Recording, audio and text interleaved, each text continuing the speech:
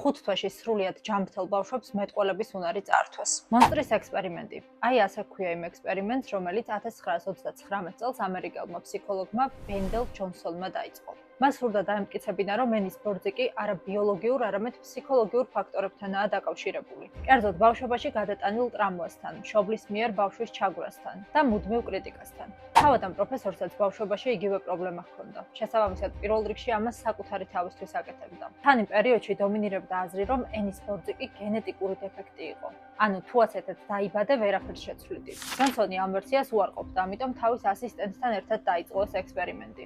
მას ახალგაზრდა ამბიციური ასპირანტი, მერი ტიუდორი ჰყავდა, რომელიც საბოლოო ჯამში მის იარაღად გადაიქცა, რადგან სწორედ მერი უძღვებოდა ყოველდღიურად ექსპერიმენტს.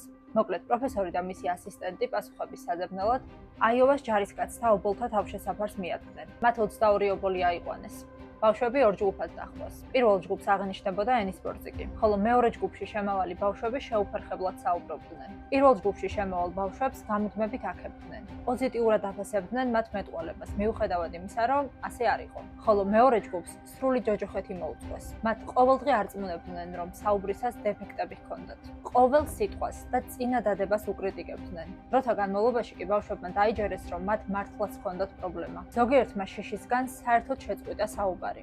ამ ექსპერიმენტის ერთ-ერთი მსხვერპლი მერი კრინი 12 წლის იყო. მოგვიანებით ის იხსენებდა. მე ჩვეულებრივად ვლაპარაკობდი, სანამ ის მკვლევარები მოვიდოდნენ. იმ 5 თვემ ჩემი ცხოვრება გაანადგურა. დღესაც კი 80 წლის ასაკში მიჭირს ადამიანებთან კომუნიკაცია. ახლაც კი ენა მებურის.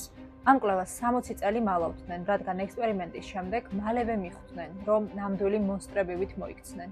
ხოლო 2007 წელს გადარჩენილმა ბავშვებმა სასამართლოში მოუგეს შტატს და $1,200,000 კომპენსაცია მიიღეს. თუმცა ამ ფულს მათთვის წართმეული ბავშვობა უკან არ დაუბრუნებია.